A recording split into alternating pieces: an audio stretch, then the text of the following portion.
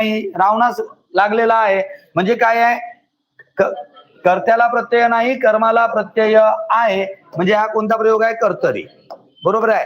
मग याला जर का नवीन कर्मणी प्रयोगामध्ये करायचा असेल तर मूळ कर्त्याला काय करावं लागेल, कडून प्रत्यय लावावा लागेल.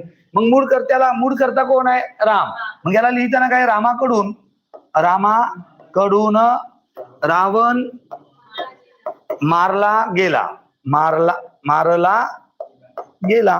मग हा कोणता झाला, कडून. म्हणजे जेव्हा मूळ कर्ता तोच आहे, फक्त त्या कर्त्याला बाकीचे विभक्ती प्रत्यय न लावता मूळ कर्त्याला जेव्हा कडून विभक्ती प्रत्यय आलेला असतो तेव्हा तो लक्षात घ्यायचा आहे. मग कर्माचा प्रत्यय काढून टाकलेला आहे. कर्माला जेव्हा कर्मणी प्रयोग असतो तेव्हा कर्माला विभक्ती प्रत्यय लागलेला नसतो. मग रामाकडून रावण मारला गेला. मूळ कर्त्याला काय लागलेला आहे, कडून आलेला आहे. मग ज्या वेळी मूळ कर्त्याला कडून विभक्ती प्रत्यय लागलेला असतो किंवा शब्दयोगी अव्यय लागलेला असेल तेव्हा त्याला काय म्हणतात, नवीन कर्मणी प्रयोग असे म्हणतात.